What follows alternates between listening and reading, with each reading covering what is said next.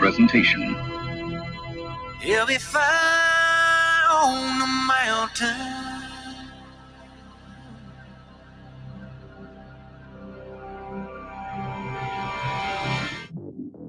JB and Darren on the JB and Goldwater Show. Line drive right field, base hit.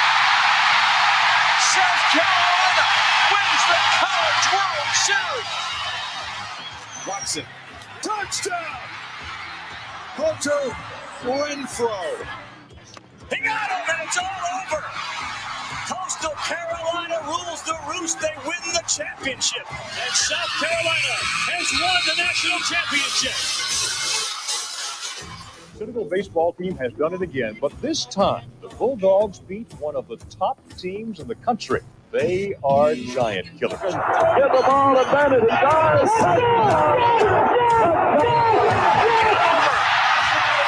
Gamecocks are in the Final Four.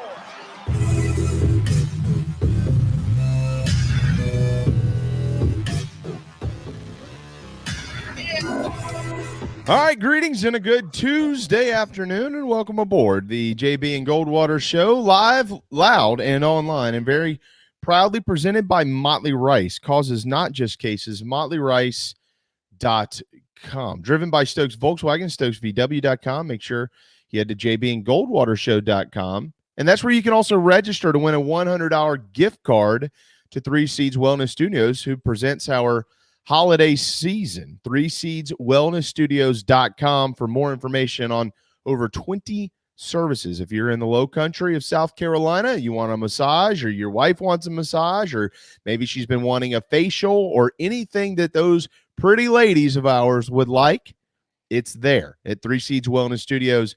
But if you go to jbandgoldwatershow.com now, you can register to win a $100 gift card, and we will announce those winners. Darren, I didn't announce a winner yesterday. Right. I have a winner, but I haven't been given clearance from that winner yet to announce publicly who they are.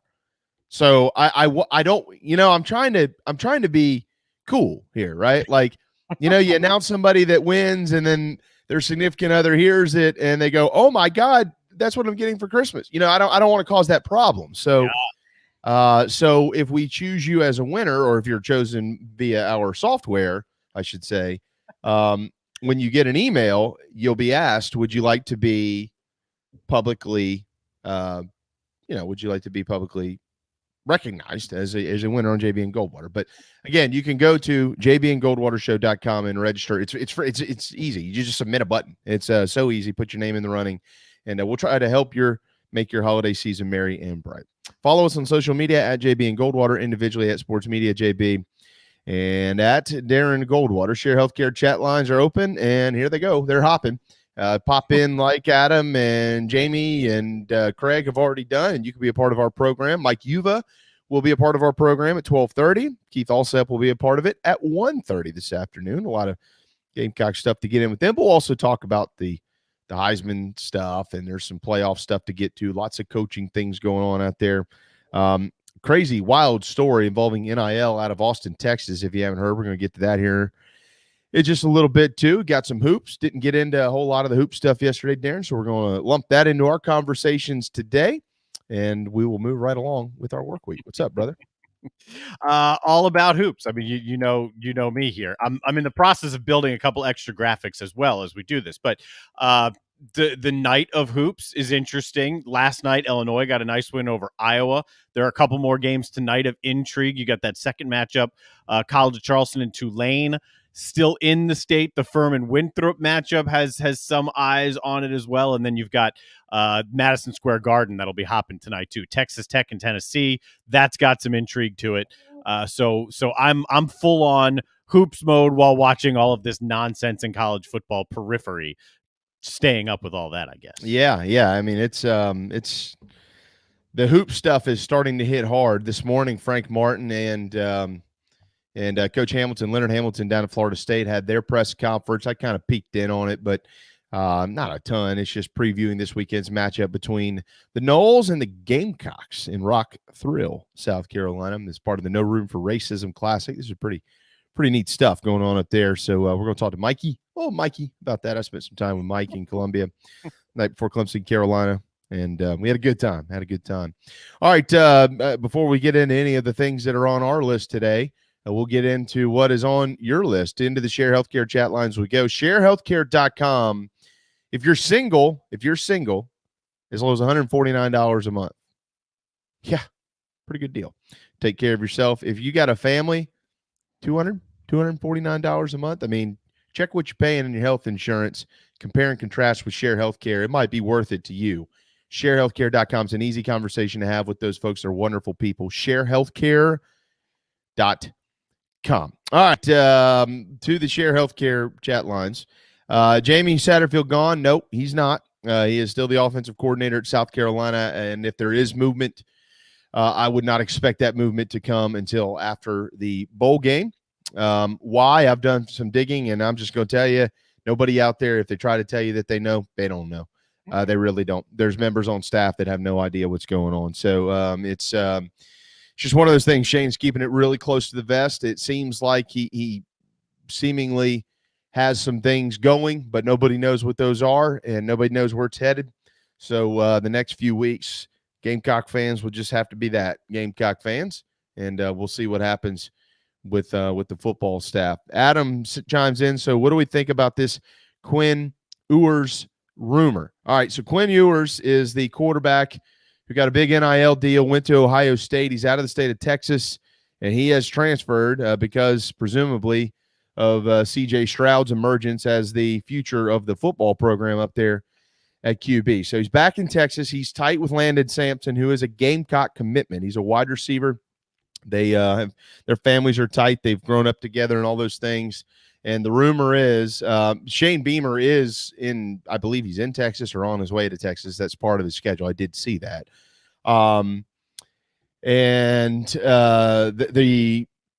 There is some information coming out of the state of Texas that that Shane is meeting with both of these young men, and that there's a potential that the Ewers kid is going to visit Carolina.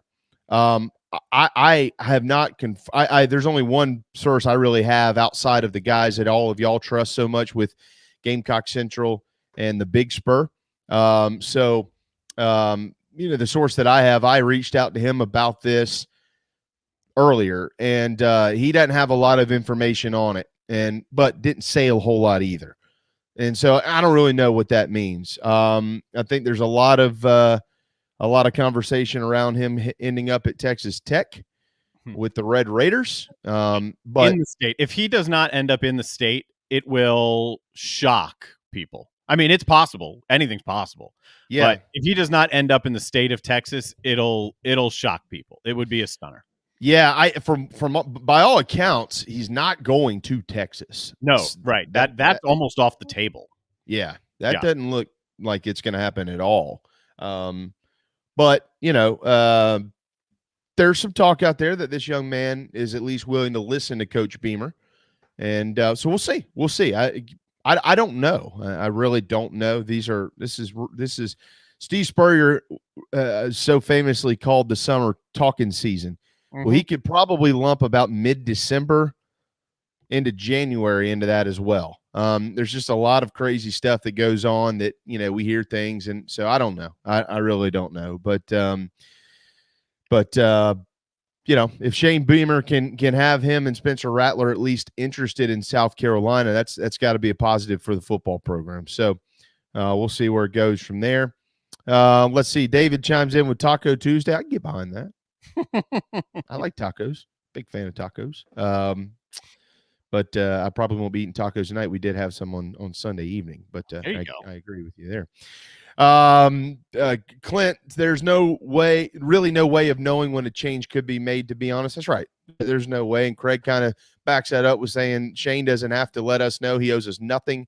Just make the correct hires. That's right. I think that's all really that people should want out of this thing, and everybody wants it yesterday. But things take time, and that's kind of where it is right now. I mean, we don't know if he's planning on hiring a guy who's still coaching in a bowl game, and he's like, look, I just can't let this get out. I mean, I don't know. There's still a lot of movement. There's still a lot of trickle-down effects. There's still a lot. You don't know, number one, what's in his mind for certain at all. It could easily be in his mind, as much as Carolina fans don't want to hear it, of, hey, look at all this progress we've made. Look what we accomplished despite the obstacles that were put in front of us. And I want to keep riding with this. He could also have a name in mind who, like you just said, is currently employed. Or there could be a guy who pops free, say Manny Diaz, even though that's not a candidate here, but maybe elsewhere. But another coach who happens to pop free that you might not expect or see coming, that could also be a fit. And then that's when you go and make your move and just try and do it less publicly than what happened at Miami. Right. That's exactly right, Darren. I mean, we talked a little bit about some of this last week, and we're really not too far removed from quote unquote the old days, which were just a couple of years ago. I mean, before the early signing period, Darren, it was not rare, but it was infrequent that coaches moved around before February because you generally had recruiters of record that you needed to keep on staff to maintain your recruiting class, which, as the world turns, and it has spun off its axis at times, we've begun to give a little bit more power towards the players, and that's shamed upon these days. It still happens, but it is, you get shamed for that. Okay, you recruit a guy, you sign a guy, and then you let him know, literally 30 minutes after he signs that you're leaving for another program. Those things still happen, but just not as frequently as they used to. And then I guess, so Darren, I think this is kind of weird. The last couple of days, or not couple of days, I'd say like the last week or so, do you remember before the early signing period was implemented, how many fans wanted to see an early signing period? Like everybody was like, well, if they want to sign, just let them sign. And now there's this group of fans out there that are like, the early signing period is ruining college football. It's a large sentiment. I mean, it's a wave of sentiment right now that's gaining significant popularity because of how it's impacting the coaching searches and how these guys are looking and moving at this point, as opposed to waiting another month, 2 months. Yeah, I mean, but I guess my question is, did anybody think that change would happen and that would just be it? You know what I mean? Every time there's change, people are always going to find ways to cut corners. There's always going to be change that comes with change. Mm-hmm. So, I just don't understand how the same group of people can speak out of one side of their mouth. Well, these players, if they want to sign early, they need to be able to do that. They shouldn't have to wait till February. Oh, this is ruining college football. Is it still good for the players or not? If the player wants to sign in December, he can do it. If his coach up and leaves, or if they're firing coaches left and right or whatever because of these early signing day periods, well, that's a trickle-down effect. Sorry, you're going to have to deal with it. If you don't want to sign in December, don't do it. Wait till February. You got two options. You're not forced to do one. That's just the nature of the beast, So, I don't really understand. I don't have enough time in my life to bitch and complain about it all. But it's fascinating to see some of these people, Darren, that all of a sudden don't like this, and they loved it until now somehow it's negatively affected their program. Well, they don't like it anymore. Anytime there's been change, the reaction is specifically related to college football. It's, oh my God, it's ruining it. Like the NIL, when it finally came in this year's, the game's completely different. How am I going to follow this game? It's not the game I love. Now they're getting paid. It's pro sport. Did it matter? Did you watch this year at all, at any point, and think, my God, this guy's making some money and that's affecting what I'm watching on the field? I bet that didn't cross your mind once when you watched the game. No. Took advantage of it. He made his money. Now he's transferring. Good for him. I applaud him.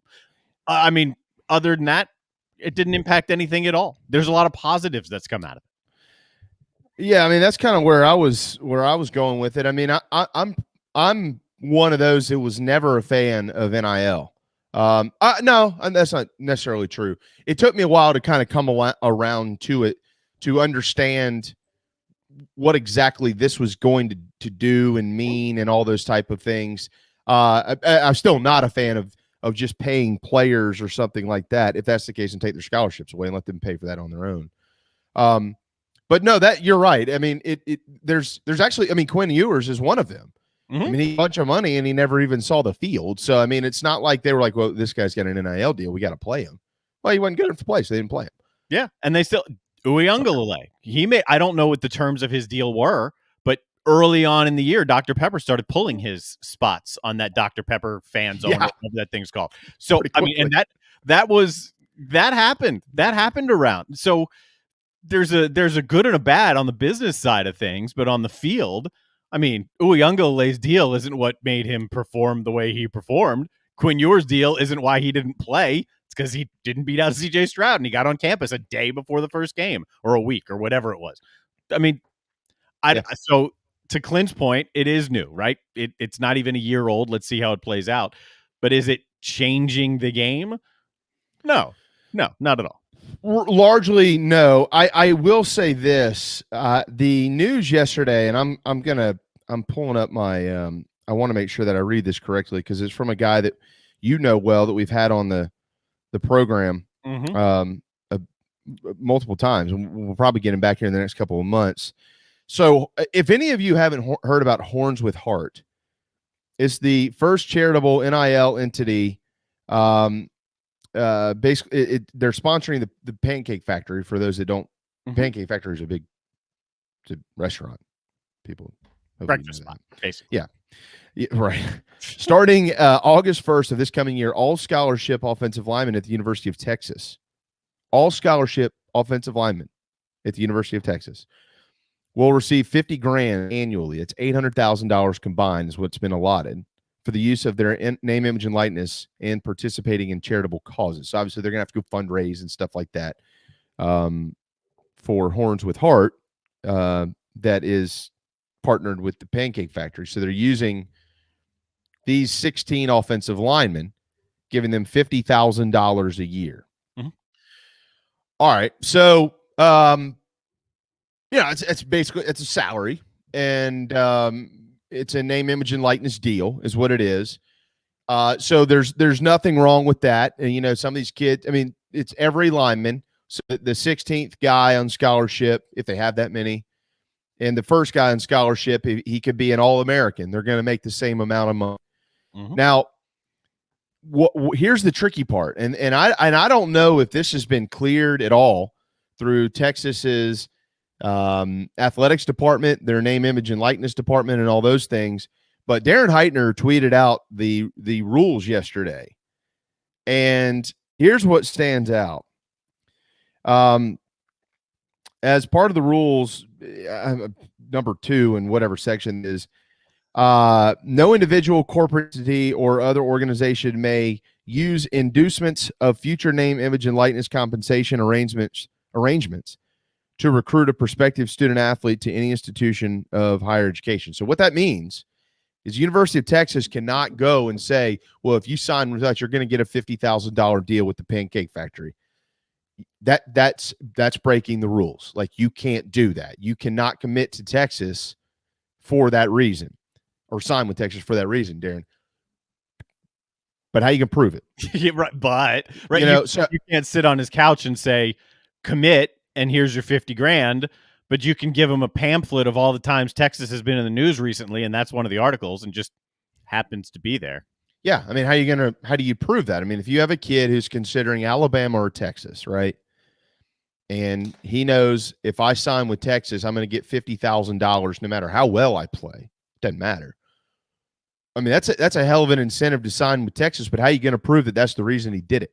Yeah. So, I mean, I do think that will. I mean, it's hard to not think that will change the sport. I mean, kid's still got to get in there and play, and he's got to do well. But I mean, that's fair for the average fan like me or like Clint and his comment a minute ago. That's fair for us to think, okay, you're a South Carolina fan, Clint. I think he is. I'm a South Carolina fan. What if we have a kid who is either between here and Texas? He's a 5-star lineman and he loves South Carolina, but he chooses Texas, and he'll never tell you that, but he chose it because he's going to also make about $200,000 over the next 4 years. I mean, that would be pretty frustrating.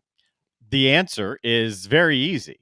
This is available to everyone, to conferences, to schools, to individuals. So get on it, South Carolina. Get on it, Penn State. Get on. Texas has publicized this. There are also others that are there, I'm sure, that haven't been publicized as well. I mean, I don't know if it's obviously the scope of this. This is a ton of money that we're talking about here with Texas. But this is going to be happening. It is happening.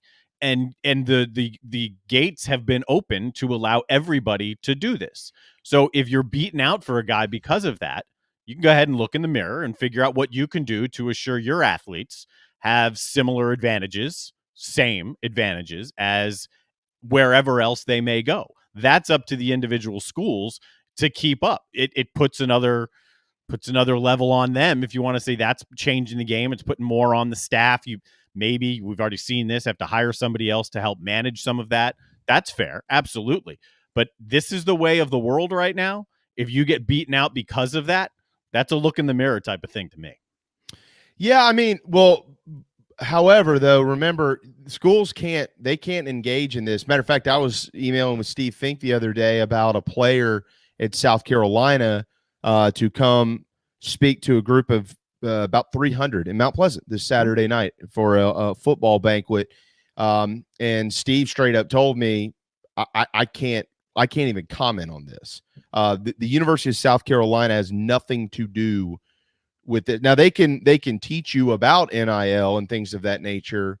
And so like, I guess what I'm saying is they can't facilitate a deal necessarily. This has to be a company. I mean, if it was whoever, Coke or Motley Rice or whatever, who wanted to come up with some reason to do this, then they can do that. So I hear you, and you're not wrong. I get what you're saying, and this is probably, I mean, and we have to remember there's different markets. I mean, Texas money and South Carolina and North Carolina money are two totally different things. But it's not just as easy as saying to each school, well, you need to figure out how to combat this $50,000 a year for offensive linemen, because they can't do it. I mean, there's nothing to do about that. Now, I think we all know what the underbelly of this is, right? I mean, there's been guys getting money for a long, long, long time, and it hadn't been legal. But a lot of those guys, I don't know if they're willing. I mean, a lot of that, let's just call a spade here, is due to give money to individual institutions and then give money under the table to the players. So are they going to pull the money from the institution and give it to the players? I mean, somebody somewhere is always going to be losing in this deal while somebody else is winning. The other side of the Texas deal, if they do this correctly, and if everything goes according to, I guess, what you would hope for a charitable cause and for a nonprofit, you hope that this results in a whole lot of good. That, yeah, you've got some guys who are getting paid and who are benefiting off of this, but the result of that, I think it's $800,000 annually that you're paying, I guess that's on average, right? The $800,000 scholarship money that you're giving $50,000 a pop to each kid, that then turns into X amount of dollars spent to benefit whoever you're trying to benefit here. If it works out that way, that's fantastic. Then I'm completely on board, because there are few, especially in the Austin area, definitely in the Austin area, there are few bigger names and brands. There are no bigger names and brands than the University of Texas. So it has a chance to work out, and it really does have a chance to benefit people. So for that, I'm hopeful that it does work out. Yeah, yeah, we'll see. I agree with Clint. I mean, I think we need to wait a little while. You can't judge all this now. It just happened. But in a couple of years, my prediction is there will probably be some changes to the way name, image, and likeness is structured. I don't know why, but I mean, I can't tell you exactly what the future is going to look like, but there's always changes. Right now, it's kind of the wild, wild west, because there's nobody in charge to actually organize this on a day-to-day basis and manage it. I mean, the schools are managing themselves, and somebody somewhere is going to trip up, and then they're going to go, oh, yeah, you know what? Well, can't allow that to happen. And that's what the change will be. If they can get this thing centralized, that's probably the wrong word. But if it can be overseen, then that is where the change can occur. Then we can have some guidelines, as opposed to the very vague guidelines that are out there now. Yeah. And then, you know what will happen. Players will want to unionize, and here we go into pro sports. All right, 12:25 on a Tuesday afternoon, though. Darren, before we take a time out to get to Mike Uva. Alabama quarterback Bryce Young, who's, I'm just going to make this prediction, going to win the Heisman Trophy. Michigan defensive end Aiden Hutchinson, Pittsburgh quarterback Kenny Pickett, and Ohio State quarterback C.J. Stroud were announced as finalists yesterday. Guys, I know some good Heisman voters, and so do you. Gene Sapikoff is one. For those that are indifferent about Gene does his homework when it comes. Gene doesn't put a vote in unless he knows what he's voting for. He's done that his whole career. Mike Morgan, tremendous Heisman voter. Bobby Harton is a Heisman voter. These guys, they do their homework. I know Bobby does. He wakes up on Saturday and watches football for 14 hours. You know, there's some out there that probably don't need to have a vote. How is Will Anderson not in the final four of the Heisman list? The guy had 91 tackles as a linebacker with 16 sacks. And the guy at Michigan had 40 less tackles and 2 less sacks than he did. And somehow he's a Heisman candidate? No. And the kid at Michigan State, Kenneth Walker, almost 1,700 yards and 18 touchdowns.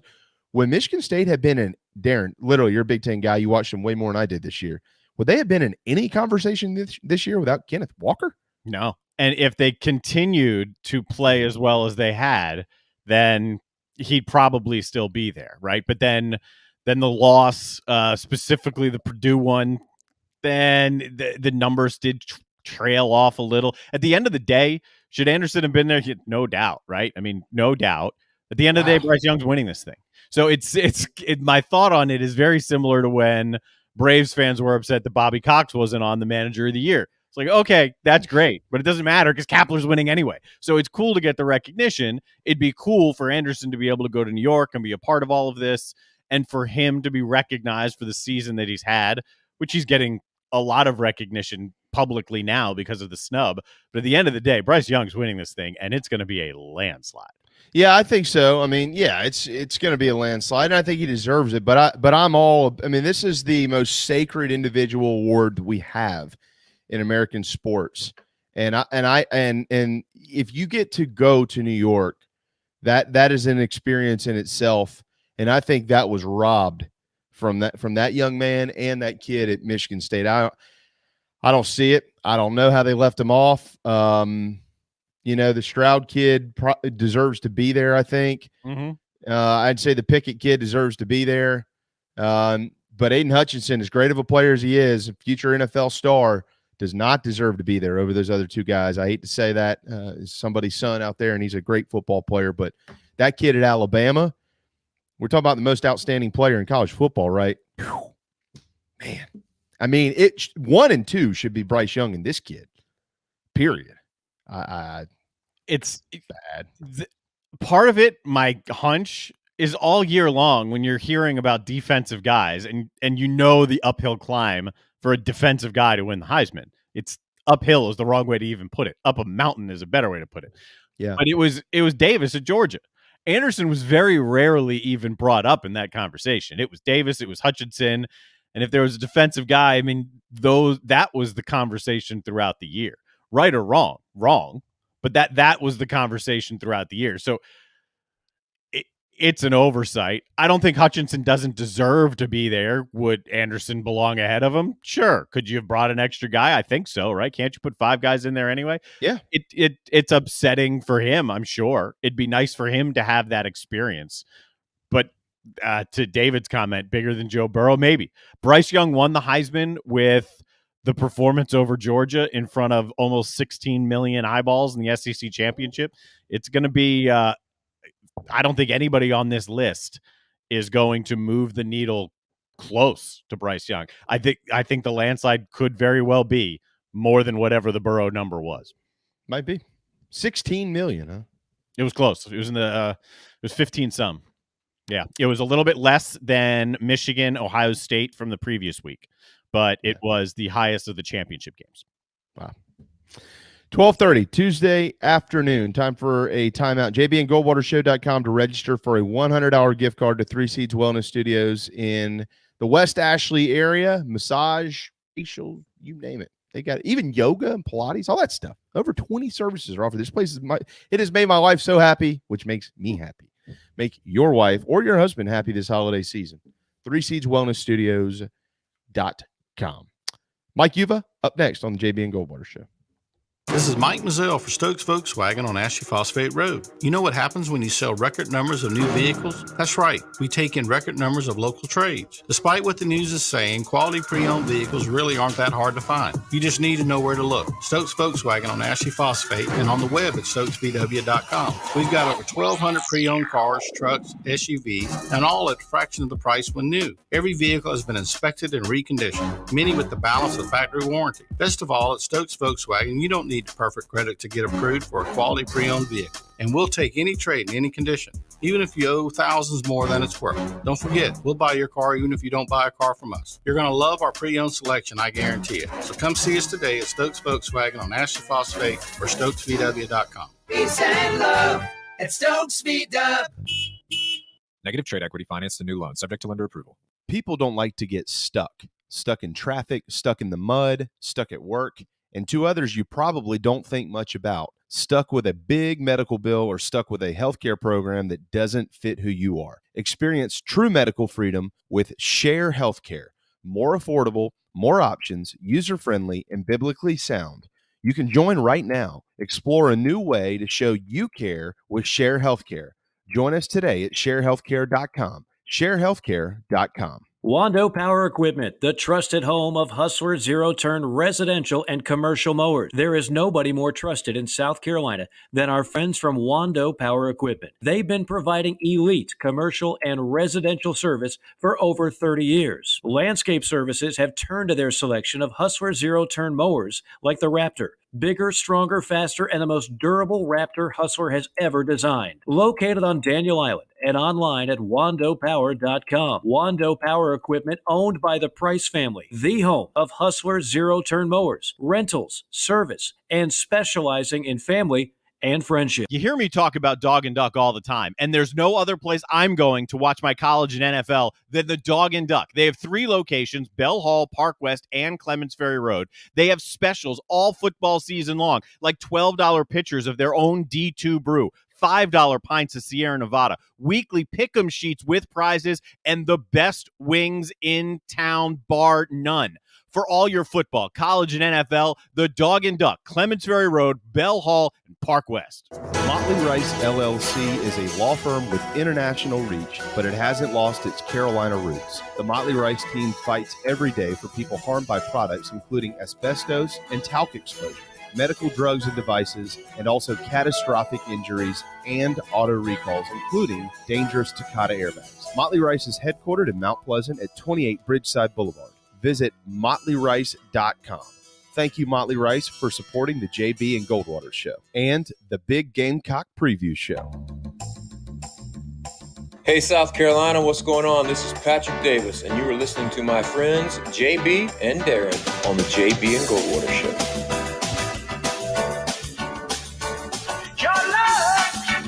Okay, 12:33, Tuesday afternoon.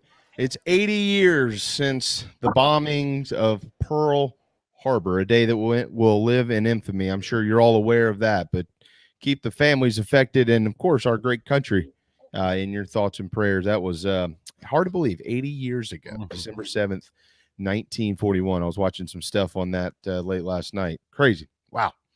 So thoughts and prayers with all those families who remember it so well. I saw Kirk Herbstreit's grandmother's text to the family earlier. That was wow. That's exactly what I was. If you haven't seen it, it's on. He's got it up on Instagram and on Twitter as well. The text. She's 82 years old, I think. Yeah. So it's perspective, right? I mean, there aren't a lot of us that have a relative right now that can give some perspective of what it was like. Some. Yeah. Directly impacted like that. Mm-hmm. Definitely not this guy. Way too young for that. Mike Yuva with Gamecock Central. What's up, brother? How you guys doing? Well, we're doing better now that you're here. How are you doing? I mean, the bar is set really low. Would you have a bad day? Did you run out of milk or something when you're doing your cereal? Or, the kids give you a hard time? If that is what's making your day better, you gotta figure out something. Get a hobby or something. Well, I do have hobbies. I do have hobbies. Mikey. Yeah, when I saw you at Patrick's, I said, "Oh, yo, Mikey," and I forget who it was standing by me. They're like, "Oh, does he go by Mikey?" I was like, "No, don't call him that." Oh, I need. That's like I'm trying to think. Like that's the.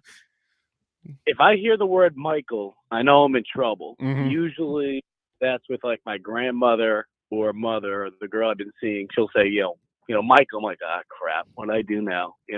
Yeah. So Mike has usually been when I've been gone. I've gone by, and then I'm sure, just like a lot of guys, especially when we play sports, high school, college, youth sports, everyone would call me by my last name, Yuva. Now, the best part about that is my Pop Warner coached me 7 years. To this day, when he sees me, it's always Uva. I mean, I'm not. It's got to that point where I'm just not going to correct him. I'm not one that really corrects people to begin with, but 20 years of knowing the guy, I'm like, all right, we'll let it ride. Yeah. Well, hey, around here, you're just, yo, Mikey. How about that? That starts happening, so help me go. So listen here, Mikey. Shane retweeted you yesterday. 365 days to the day yesterday that Shane Beamer was hired to be the head coach of the South Carolina Gamecocks. On the 366th day, he landed in Texas to recruit. Summarize that for me. Last 365 days, Shane Beamer as the head coach at South Carolina after spring practice, summer, fall, 6-6 record this past season, going to a bowl game. Summarize where the Gamecocks are 1 year later, in your opinion, from where they were. Well, shoot, it's like a brand new marriage, right? You think about from December probably up until, I don't know, second week of September. That was the honeymoon phase for the most part. Maybe during that second game against ECU, some people were aggravated with some of the play calling. But I think for the most part, you looked at the big picture, which was, all right, South Carolina's playing musical chairs right now with quarterback. I think more than anything, it was exactly what this program needed. Now, I got here in 2016 in July, so I got here right at the beginning of the Will Muschamp era. I wasn't here in the off season when he was hired, but I say all that because yesterday was the anniversary that Will Muschamp was introduced, or at least hired, as head coach of the Gamecocks. And I went back. I'm always curious, right? That's the beauty about social media. It's a double-edged sword. But I went back just to look at some of the comments. And when he was hired, as you guys probably recall, as your listeners probably recall, there wasn't that same buzz by any means. If anything, more people were like, wait a minute, what are we doing? We're bringing a guy here that did not have success at Florida. And sorry, Gamecock fans, let's call a spade here. Florida has more resources than you, okay?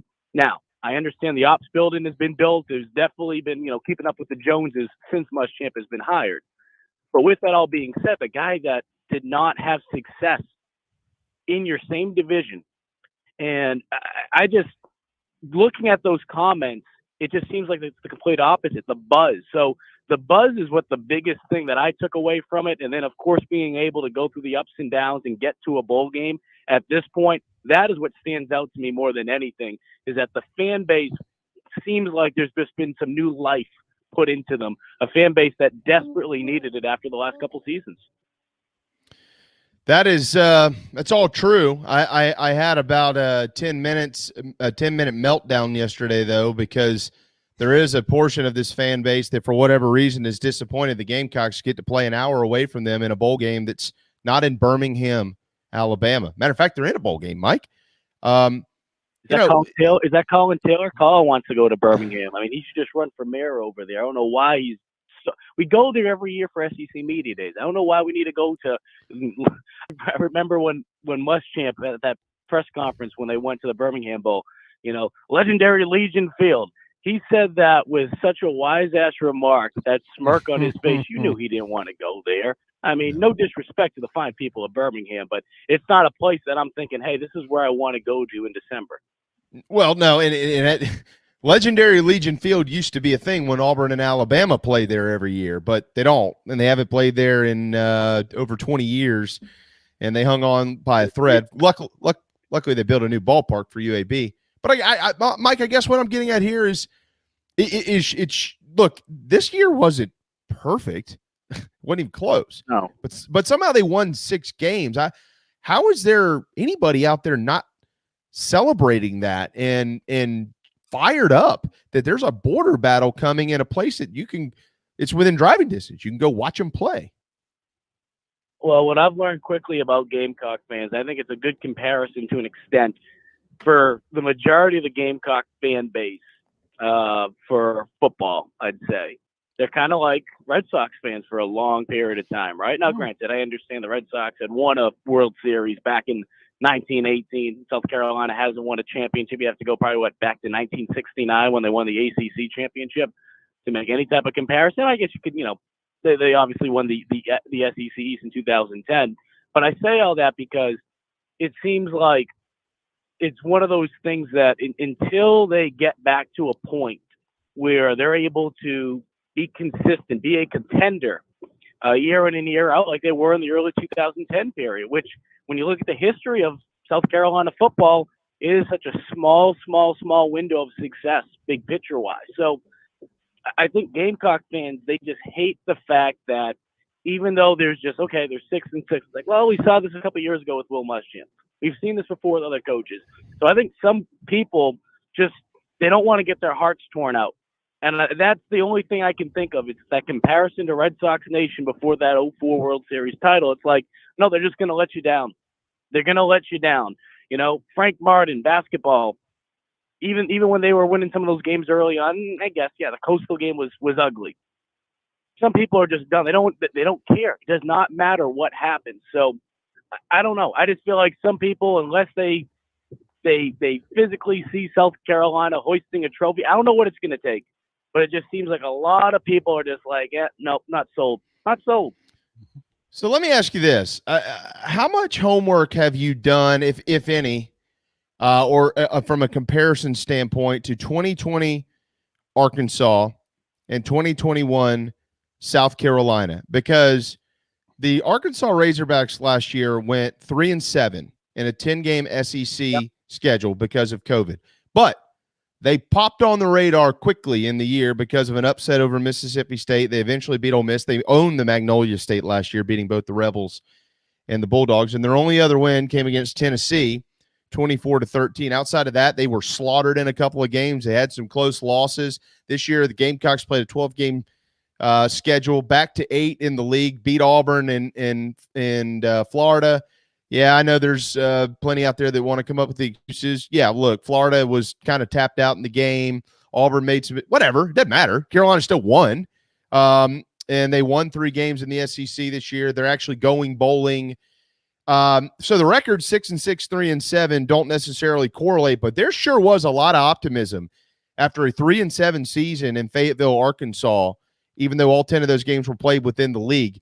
And now this year, it seems like – internally, South Carolina is very optimistic. Externally, there's optimism, but within the fan base, there's still a lot of pessimism rolling around. And I just can't figure it out. Actually, Shane Beamer did more in year 1 than Sam Pittman did, but nobody recognizes that. No, and I think Sam Pittman, making the comparison to Sam Pittman is a great one. And I truly believe he deserves to win SEC Coach of the Year honors. And the reason I say all that, not to get too sidetracked away from talking about the Gamecocks and with that being the main comparison, you look at what they had to do and where they were a year ago. This is why you can make a comparison to the NFL too. This is why the Bill Belichick's of the world, this is why the Nick Sabans of the world don't get the Coach of the Year honor as much as they probably should. And the reason being is because you're usually going to give that award to someone who had a crappy year before that. And for the most part, the Patriots haven't had to deal with that. Nick Saban hasn't had to deal with that. So I understand the body of work of what Georgia has been able to do this season. But at the same time, too, let's not pretend that this was a team that was a sinking ship a year ago or even 2 years or even when, Kirby Smart took over the program. It wasn't like he was taking over a team like South Carolina that was 2-8 the year before. So to see what Shane Beamer has done has just been incredible, knowing that these aren't necessarily his players for the most part. I understand there were some guys he took on with that early signing day period or preferred walk-ons and that second signing period. I get that. but a majority of this roster isn't his players. And he's been having to go into a kitchen and have to make them, and he's had to make a meal with Will Muschamp's groceries. So I think it just speaks volumes of what he has been able to do from an adapting standpoint. He's been able to adapt extremely well, but at the same time, too, what direction will this program head in the next couple of years? That is the big question. So, when I look at just this season alone, though, and I don't think about next season, I don't think 2 years from now, 3 years from now, I'm not saying he's going to win SEC Coach of the Year, but I definitely believe Shane Beamer should be at least, one of the top 3 guys, if not top 2, based on what he had to work with. Mike Yuva, Gamecock Central, 12:45 on this Tuesday afternoon. Yeah, look, there's a lot of, I guess what I'm getting at here by bringing that up is I think there's a lot of wait and see out there before anybody rushes to judgment, and we don't know about staff changes, Mike. Anybody that acts like they do, they don't, unless you're literally married to Shane Beamer. And I'll be honest, I don't even know that Emily knows what's going to happen at South Carolina. And so it's just one of those things where at this point in time, if somebody asked me, which nobody has, but I'll give my opinion anyways, since Darren was kind enough to give me a microphone. My opinion is over the next 3 weeks, support the freaking football team. And then let's see what happens after that. Get them through the bowl with optimism and try to get to win number 7. And, maybe you have a Sam Pittman type next year in year 2 under Shane Beamer with a new quarterback and a new OC and this, that, and the other. All right, Mike, I do want to move on to badminton. I'm just kidding. I want to move on to hoops because there's that Frank Martin guy in the basketball team. They beat Georgetown this weekend in front of a bunch of former NBA superstars. Tracy McGrady, Dikembe Mutombo was waving that big finger of his behind the backboard, but it didn't help. The Hoyas are coached by Patrick Ewing, and Frank Martin's team took this school. What type of bounce back win was that coming off of the Coastal embarrassment up in Conway?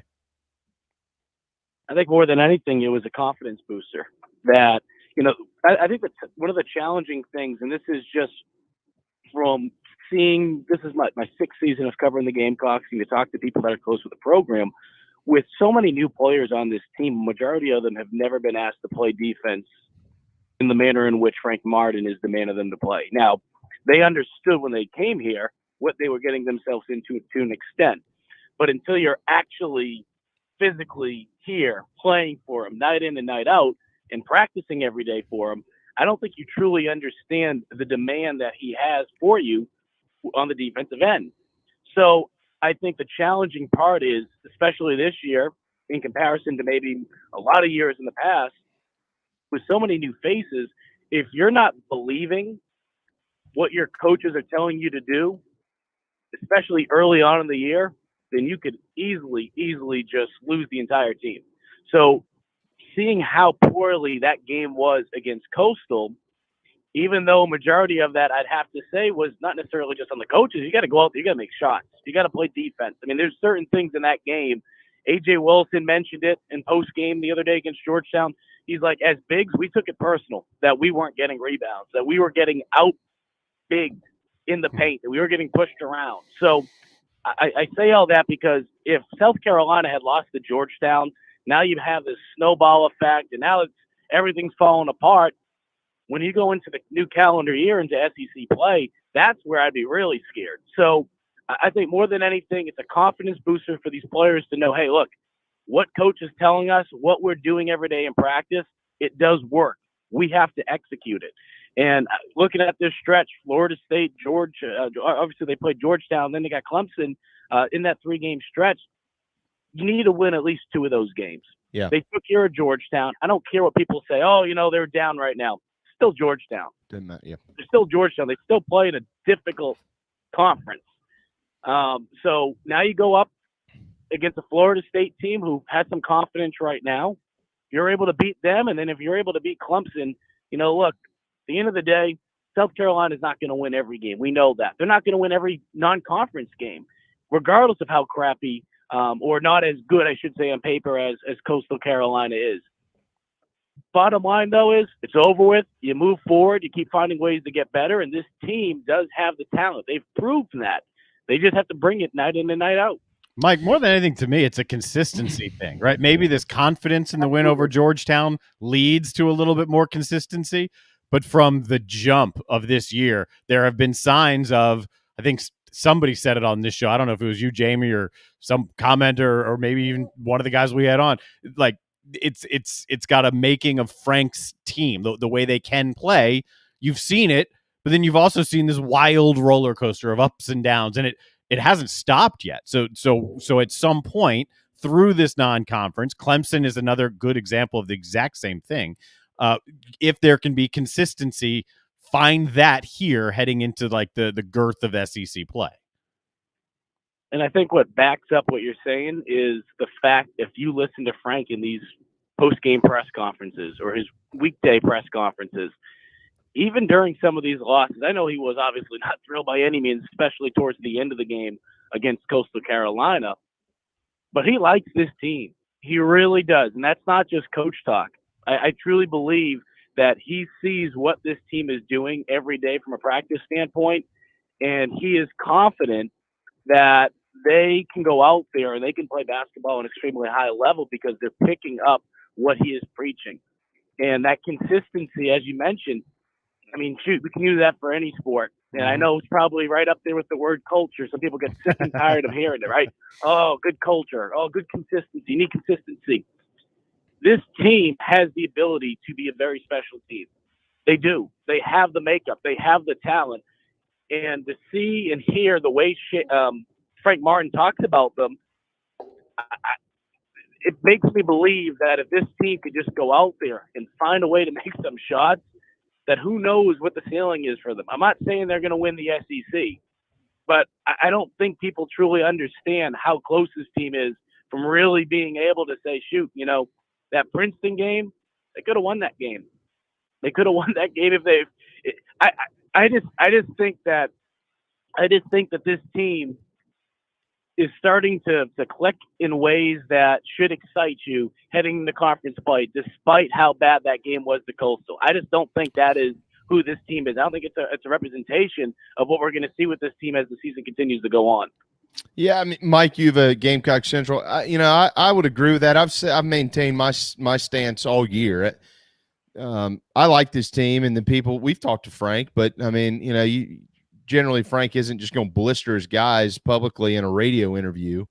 So I try to rely on those that are closer to the program as to what it actually looks like, and it does look pretty good. Mike, you've been around long enough to know that Frank Martin's teams, regardless, I mean, what have we been through over and over and over and over again? And now again this year with Coastal for sure, it's been those frustrating losses, and then they seemingly click in conference play, and they kind of fight their way to the finish, and they either get into the tournament, which they did once, they make the NIT, or they're just close and don't make it all the way.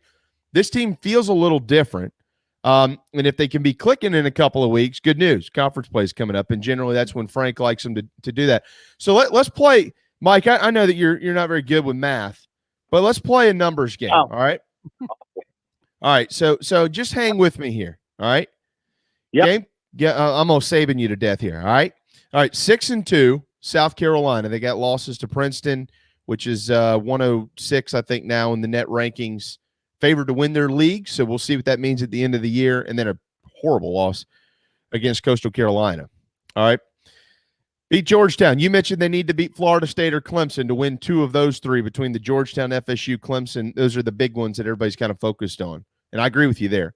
And then you got Allen, Army, and South Carolina State left in the non-con outside of FSU and Clemson. So if you, down the stretch, you beat Allen, Army, SC State, and you win one of those Clemson, Florida State games, you're talking about 4-1, which means you're 10-3 going into your conference slate. They play 18 conference games. So if you get to 10-8, you're at 20-11 at the end of the year. And the SEC is a pretty good league. And Carolina beats a couple of teams every year in the SEC that are better than them. They do it every single year. Of course, they also lose a game or two every year, and they're not supposed to as well. So, but 20-11, 10-8 in the league, it's so hard in December to speculate, Mike. But I just have a hunch that with wins over Georgetown and Clemson or Georgetown and Florida State or whatever, and 10 more wins and a pretty good SEC, they're going to be knocking on the door. So it's important to finish 4-1 down the non-con stretch here. And from talking to people that are close to the program, and this goes back to last season and the year prior to that, I think one of the challenging parts of why South Carolina has the hiccups that they do early on in the year, a lot of it has to do with defense. And last season killed this team. I mean, we literally saw this team just fall apart. And not having essentially that month to be able to practice, it really put them behind the eight ball in a lot of ways. But the big reason was to make a math comparison, since Frank was a math teacher, you're not going to be able to do multiplication if you're not able to do, 2 plus 2. You got to be able to learn the steps to be able to get you to that point. So you can't do division without that. So without them being able to have those practices every day, they were playing catch up. Literally, they were playing catch up with learning this defense. And I mean, I playing college football. A lot of colleges are like that too. They're not going to throw everything at you week one. They're going to continue to add pieces on, especially if you have a new coordinator or you have a lot of new faces on that team. That's what South Carolina tried to do last year, but they had to play catch up. This year, and this is why, and this is why I'm reharping this. When Frank says he loves this team, what that tells me is they understand his defense. They understand his defense. And that should be a very, very positive thing Gamecock fans should take away, because that has always been the Achilles heel. If they have not been able to pick up the defense, then they usually continue to fall apart before they even get to conference play. That should make you feel good. I understand. There's people listening in the car or at work right now, talking under their breath, right? Coastal, yeah, I get it. Coastal game's not going anywhere. That's in the past, though. We can sit here, we can dwell on that all day. We can go have, bourbon and talk. I get it. It's over with. You got to keep moving forward, and that's what this team's going to do. They're not going to sit here and feel sorry for themselves with the Coastal game. Is that what you want them to do? You want them to cancel the season? I mean, shoot, if that's the case, Florida should cancel the season for losing to a SWAC team last night. It's over with. Bad loss. Move on. That's by the way, that Texas Southern loss last night, it was Texas Southern's first win of the year. They were 0-7 coming into the game. They won the game in Gainesville. How about this for both of you stat boys? That was their 8th game of the year. It's their 8th of 13 straight road games to start the season. Why? I have no earthly idea. But Texas Southern had lost everywhere they played except for now Gainesville. By the way, Florida is also 6-2. They have a win over Florida State this year. Florida State, Mike, is coming in on a 2-game losing streak. One of those losses was against Purdue by 28 points in the Big Ten ACC Challenge, and then they lost by 3 against Syracuse. So they're reeling a little bit. Final quick thoughts before we let you run on that one this weekend. I'm not even going to ask you about Dawn and the Lady G's. We'll get you back next week and get more into her. But final quick thoughts on this neat event on my birthday this Sunday up in Rock Hill at the Sport and Event Center. Well, I mean, like I said before, if they can play defense, this is not a game I expect this to be high scoring. Continue to keep it low. Continue to try to just protect the basketball. And then if Eric Stevenson can get his shots to go early, we've seen the impact that he has had on this team. If he's able to get his shots going, and now that Keyshawn Bryant's been able to get his legs under him a little bit, he's able to really stretch out the defense, it just brings just an extra dimension to this team. Because, look, Stevenson wasn't making shots early on in the year, right? We know that. Well, now that he's been able to kind of find that rhythm in some of these games, teams are going to have to go out there and contest. And if you have Keyshawn Bryant running baseline to baseline, that's just only going to stretch defenses out. And what's that going to do? It's going to be able to open up the paint a little bit. So Frank has been talking about it all year long. I'm trying to make sure I don't make the same joke they said that was made the other day in the media room, but he needs to see the play of the fours play a little bit. He wants to see more foreplay. There you go. So he wants to be able to see the fours be able to make a difference down low. And if his bigs can be able to score and finish at the paint, in the paint, that's going to be good. And the other thing too is this: just stop wasting opportunities to attack the rim. attack the rim early in the game, be able to get to the foul line. That's just something in a majority of these games this season South Carolina just hasn't done. Attack the hoop. Don't just settle on the perimeter. Take advantage of the fact they're coming out at you and the paint's going to be a little bit softer, and try to draw fouls. A guy named Sindarius Thornwell was really good at that, and that year turned out pretty good for the Gamecocks. Maybe take a page out of his playbook. Mike Uva. Hey, man, it was great to hang out with you last weekend. Your girlfriend's cooler than you are. You probably already knew that, but I figured I'd tell you publicly. Is that cool? Great. You're going to kill me now that you said she's my girlfriend. Oh, wait. So either we're unofficial or it's over. Which one? Oh, we've just been talking. Hanging out. If she's listening, I don't know if she's listening. She's not listening. I'm about to go. I'm going on a Jerry Seinfeld type trip right now to a cabin for 2 days. So this is going to be interesting. If she heard this, it'd be fun. Look, according to my cousins, nobody listens to this show outside of my family. So, and you know, so you're good. You're in the clear according to my family. Hey, man, have a wonderful trip. Thank you so much for all your time. Great to talk to you. We'll get you back next week, okay, brother? Appreciate you guys. Thank you. Later, man. There you go. Mike Yupa, Gamecock Central. All right. Time for a timeout. When we return, more on hoops and football. Keith Allsep jumps in at about 1:30 this afternoon. Then we'll send you on your way on this terrific, kind of balmy Tuesday afternoon. Hang tight. The JB and Goldwater Show, very proudly presented by Motley Rice. We'll be right back. Right here in our backyard is Motley Rice LLC, a law firm that hasn't lost its Carolina roots. The Motley Rice team fights every day for South Carolinians who were injured while traveling by plane or bus, harmed by medical drugs and devices, or burdened by dangerous auto recalls, including Takata airbags. Motley Rice is headquartered in Mount Pleasant at 28 Bridgeside Boulevard. We are honored to have Motley Rice as a sponsor for the JB and Goldwater Show and the Big Gamecock Preview Show. At Patriots Point Naval and Maritime Museum, families walk in the footsteps of our nation's heroes, the brave ones who risked their lives to defend our way of life. Home to the aircraft carrier USS Yorktown, USS Laffey, and the USS Clamagore, there's more than 1 million square feet of exhibit space to roam. White Glove certified, we have several new health safety measures in place to enhance the visitor experience. Come for the day and leave feeling inspired. One of the most impressive museums in the country, located right here in Mount Pleasant. Visit patriotspoint.org for more. We'll see you soon. People don't like to get stuck in traffic, stuck in the mud, stuck at work, and to others you probably don't think much about, stuck with a big medical bill or stuck with a healthcare program that doesn't fit who you are. Experience true medical freedom with Share Healthcare. More affordable, more options, user-friendly, and biblically sound. You can join right now. Explore a new way to show you care with Share Healthcare. Join us today at sharehealthcare.com. sharehealthcare.com.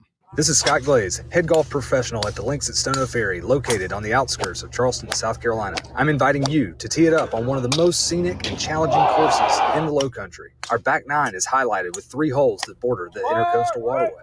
Visit stonoferrygolf.com to book tee times and discover all that Stono Ferry has to offer. The Links at Stono Ferry is a former South Carolina Golf Course of the Year and is also home to the College of Charleston men's and women's golf teams. Come see us. We would love to have you. stonoferrygolf.com. Family vacations, a new car, a new boat, all cost money, but you don't necessarily have to make more to afford any of that if you can save cash that's flying out the window now. iHelp Consulting can help you finally get the kids to Disney World, upgrade the minivan, or drop that new boat in the water next summer. Let Daniel and iHelp Consulting consult with you. No fees, just savings. You pay them a percentage of those savings. Save on essential services, credit card fees, you name it. Let them find it. These folks are incredible. iHelpConsulting.com. How can I help you? Hi, I'm Rebecca Roberts, owner of 3 Seeds Wellness Studios. And just like being in your favorite ballpark feels like home, our studio feels like home to our clients. We offer over 20 different services to help our guests cultivate, nourish, and grow their bodies and minds. Centrally located in the heart of West Ashley, we offer massages, facials, acupuncture, yoga classes, and everything in between, helping you become that you want to be. A complete list of services are available online, and gift cards are available both online and for curbside pickup. Go to 3seedswellnessstudios.com. Happy holidays. Hi, I'm Chris Half, Public Information Officer at the Patriots Point Naval and Maritime Museum. We're home of the mighty USS Yorktown, USS Laffey, Flamagore, and Vietnam experience. And we're a proud partner of the JB and Goldwater Show. We invite you and your family to come see us and enjoy a day on Charleston Harbor. Visit patriotspoint.org for more information. And now, it is my honor to present the national anthem.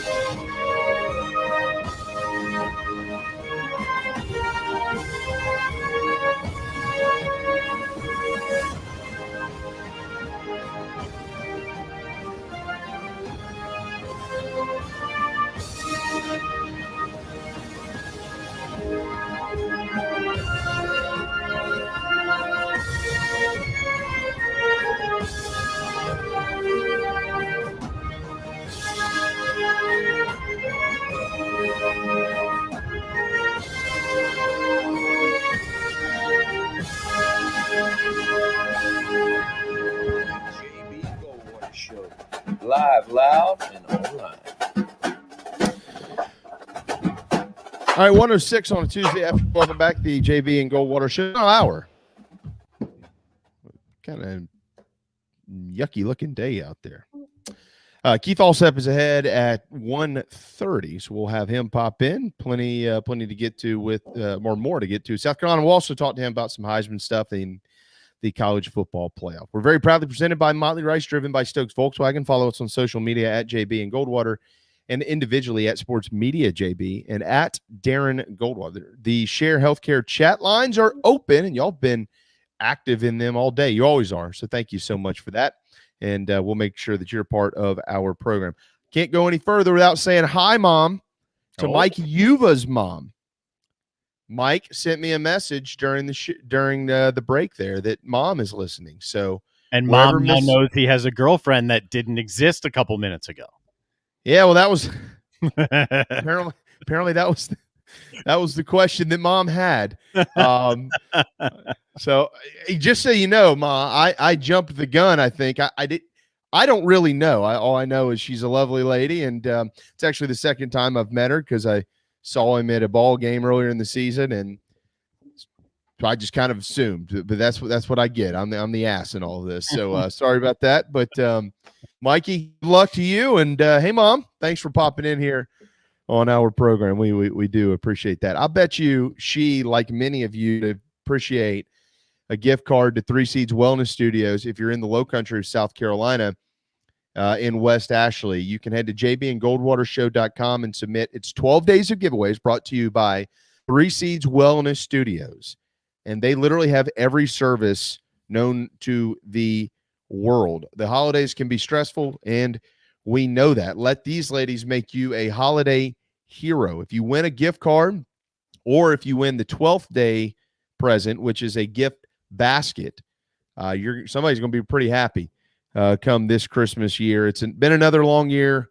Give the gift of relaxation at Three Seeds Wellness Studios, threeseedswellnessstudios.com for all of their services and more. But again, head to jbandgoldwatershow.com to submit your opportunity to win. We will draw another $100 gift card winner today. We can email it to you. We can mail it to you. Or if you're in the area, just drop in. Curbside pickup. They'll wrap it in a little box, put a bow on top, and you can slide it under the Christmas tree or make it a stocking stuffer from truly a place that feels like home, Three Seeds Wellness Studios. Luckily, your wife and my wife, Darren, don't listen to this show because if they did, they would know certain things that they're getting for Christmas. Yeah, at least one of them. Because my wife, by this point, it took a long, we've been married 13 years. We've probably been together, I don't know, 15, 16, something like that. Too long. Yeah, I mean, I'm not saying that. I'm just saying it's been some time. Yeah. I am not a good gift giver, and that's a stretch.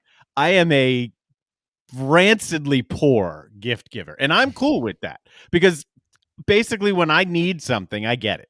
And if I just want something, I generally don't. But if I need something, I'm going to go get it. So when it comes times for receiving gifts, it's like, it's really nothing I need. But hey, if you hit a home run, great. So my attitude towards giving gifts is the same. Unfortunately, everyone else's attitude about gifts is different. That doesn't work very well. So if she hears about some potential gift, it's probably a good bet that that gift actually comes to fruition.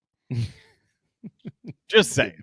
Good move. I can own this. Like this has been going on long enough. I can own the fact that I am not a good gift giver. Yeah, I'm okay with that too. It's all right.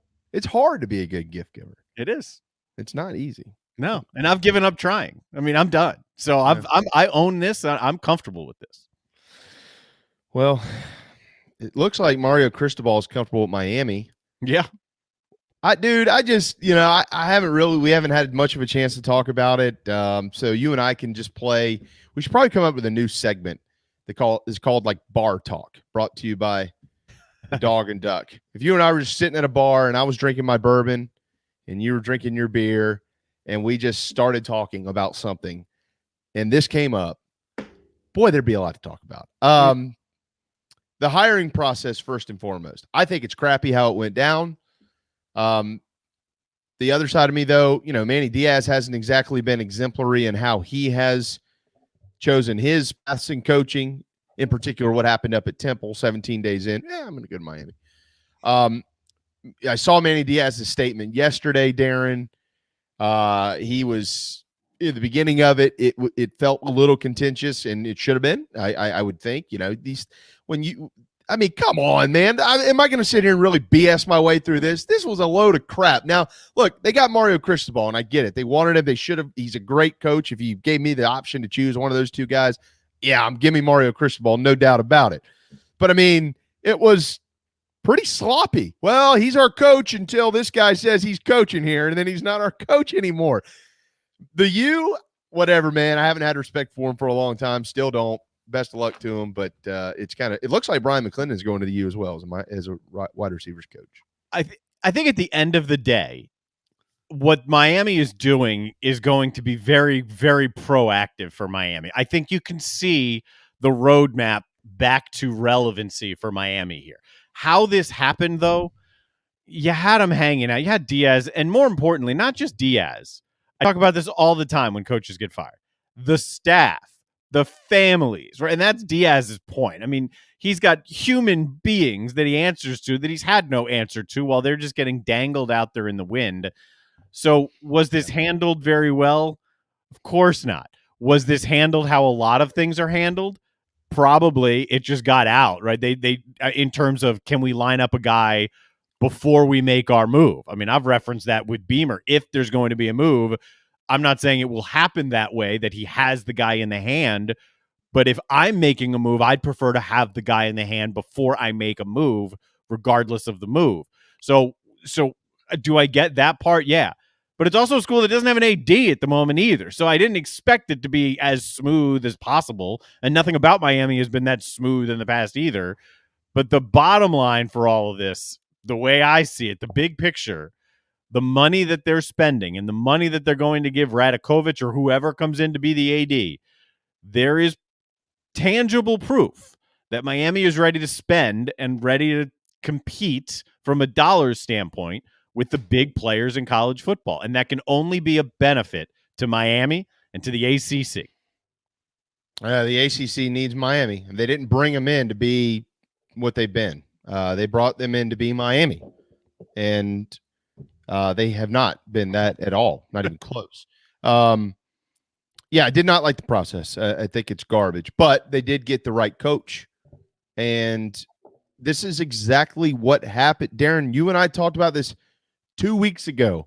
Maybe I'm patting ourselves on the back here because I want to feel smart for a minute or something. I don't know. But did anybody really not see this coming? Mm-hmm. Like, the AD steps out. Well, that was more than 2 weeks ago. That was almost a month ago. Puts his full support behind Manny Diaz. And then less than 2 weeks later, the university president I mean, did we talk about this? It was like, I'll tell you what I'll do. I'll fire the AD, and then I'll fire the football coach. Yeah. So if he's not going to do it, they're both gone. Mm-hmm. And that's exactly what happened. Yeah. And now they're going to get one of the best ADs in the country in D-Rad and one of the best coaches in the country in Mario. So, like you said, process may have been ugly. The result of the process could be good. It looks good. The results will then play this out, but it looks good. The process itself was ugly, and it was apparent. I mean, first you had the AD essentially saying this is probably going to be it for Diaz. That was before the NC State game, and then he somehow wins that game. It's like, oh my God. Then a couple weeks later, it was Miami's now considering being relevant in football again and actually putting resources in. Then that was the comment of support. And then, we're done. We've already made up our mind, so we'll get you out. And then when we've got our guy, we'll get him out too. And that's what happened. So, all right, now the fallout of this, who goes to Oregon? I mean, people are speculating on Chip Kelly. I think that'd be a poor move for Chip Kelly to do that. You go back to a place that you already did it. The target is instant on your back, and you're walking into a program that is right there at the top of the Pac-12. Of course, if you are Chip Kelly, you also get out of LA and you don't have to deal with the Lincoln Riley Southern Cal stuff. So, I don't know what happens there. But if I was Chip Kelly, I wouldn't go back to Oregon. Steve Spurrier said it best when he left Florida. I'd love Florida. I always love Florida, but that ship has sailed. I'm moving on to do other things. Not a big fan of going back to where you were. But we'll see what happens there. If not, there's certainly some other names that have floated around. I've seen Brian Harsin's name come up, and, I don't think that makes people on the plains happy. I don't know if Brian Harsin is vaccinated or not. He's got a better chance of coaching not vaccinated in the state of Alabama than he does in the state of Oregon. But there's rumors and whispers out there that he might want to head back west. Who knows? I don't know what's going to happen there. Manny Diaz is more my focus, and it's more my focus because there's an open defensive coordinator position at Clemson, and he has long been one of the best to do it. And so, I don't know if that is a possibility or not, but per your comments yesterday, and I tend to agree with those, that Dabo Swinney is going to fill a lake with something bigger than a splash. It'll be a water faucet. You know what I mean? Somebody will open the dam. He's going to have to get somebody elite into that seat in order for him to stay elite. So Manny Diaz is certainly one of the best defensive coordinators in this generation out there. And does he end up at Clemson? I don't know. He was a name that John Blau in the Post and Courier had out there. And I get it. I don't know the ties necessarily to Dabo, or if Dabo has a lean right now one way or another. I mean, if there are some significant ties that would bring somebody in, there are a lot of names that are being floated out there. But I agree with you. I think this hire can be, I don't know if it will be, but I think it can be based on the money that Venables was making. So the next guy will expect in that range that the splash hire that some of these head coaching hires can be. You can go get one of the best defensive coordinators in the country at another school, and you can go bring them to Clemson by throwing boatloads of money at them and saying, we can go win championships here. And maybe the path to a championship here is easier than wherever you may be it because our players at Clemson, the tradition here at Clemson recently in particular, and maybe the ACC, there are lots of things you can sell if you're Dabo Swinney. I do expect it to be a eye-opening, splashy type hire. And I'm not sure if Diaz is that to me.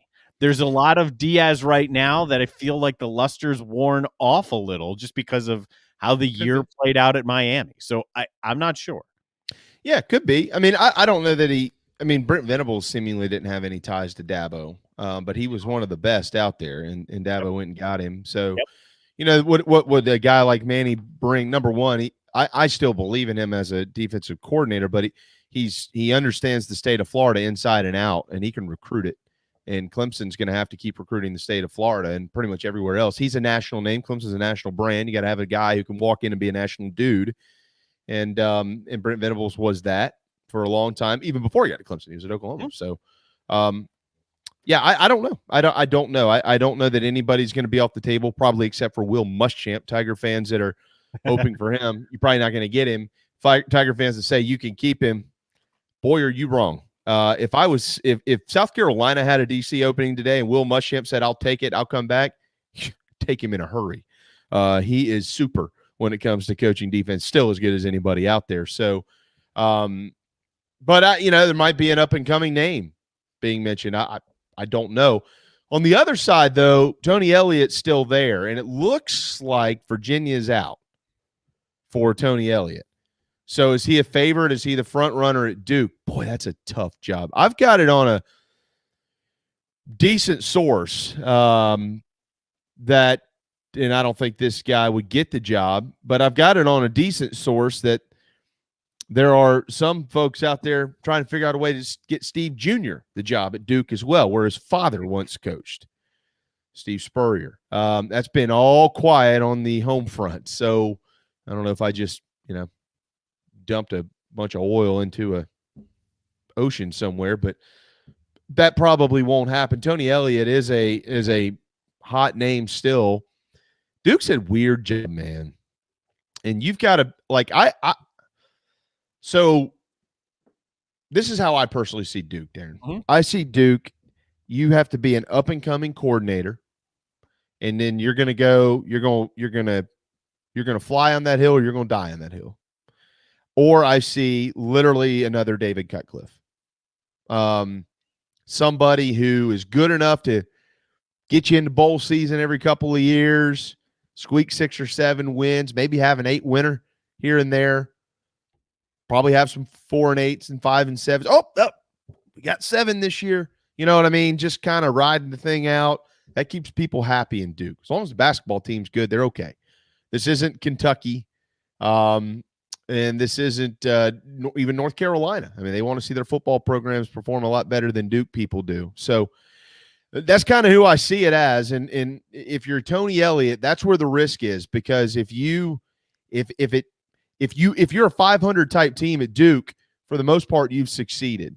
But if it takes you 3 or 4 years to get there, what does that do for the rest of your tenure? So that's a big risk.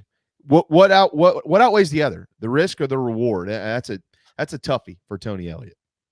The other side, there's one other option here, right? The up and coming guy, the guy who is just like David Cutcliffe would be option 1 and option 2, and then maybe a guy who kind of feels like he's not as loved or wanted where he currently is a really big family guy, wants some comfort, wants some stability. So if you go and have some success to a degree, not like ACC championship success, but competitive success, a little bit more than 500, you can hang around there for quite a long time and build a great life and be the guy there for a while. That could be Tony Elliott. From that standpoint, I see where this could work. The offensive mind is there. Look, it wasn't a great year. There's a ton of reasons behind that. But Tony Elliott has been viewed as a very good offensive mind for a long time, and one bad year isn't just going to rub that luster off, even though in a lot of the fan base's eyes, it did. So if he can go to Duke, and if he can say, listen, I can become a guy who wants to be here. I'm not looking to make this a jumping point. I want this to be a long-term thing. I want to be comfortable living in this area. And look, downtown Durham, don't love it. Some of the surrounding areas, absolutely beautiful down there. You can make a life down there and be very, very happy. That makes sense if that's what he wants. So from that standpoint, I can see it. I've said this a lot too. When names continually start getting brought up in cycles, Venables has been, Elliott's been, sooner or later they're going to go. Sooner or later it gets to the point where now's the chance, now's my time to go do this. Is the unrest of the Clemson fan base enough for Tony Elliott to say, you know what, the next challenge in life, this is what I want. I want to go set up my family here, see if we can't have a sustained 8, 10, 12 year, kumbaya, kind of enjoy Duke. Wild card here, no Coach K. So what's it going to do to the basketball program and the overall athletics program? But that's kind of a side note. Is this his window? I mean, what if this window closes and he's not a head coach? I mean, we can't predict the future. I mean, they might set every record ever known to man next year on offense at Clemson, but right. It's been, including the back half of last season and all of this year. Now, granted, at the end of the season, I mean, there's people out there, this offense was putrid. Well, the last 5 games they weren't. I mean, scored 30 points 3 times and 40 plus twice. So, I mean, it's okay. He deserves credit for how they found a way to patch that offensive line back together and run the ball. You know, they could, and they found Bo Collins. So they found a way to get things done. It wasn't pretty, and it wasn't the explosiveness that you've seen. Is his window closed? I don't think so, because I expect a nice bounce back from Clemson.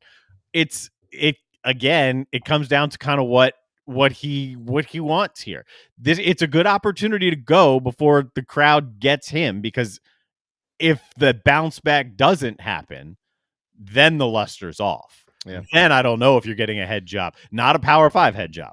If this trend continues, then have you lost your chance at a Power 5 job? If that trend continues, maybe that's possible.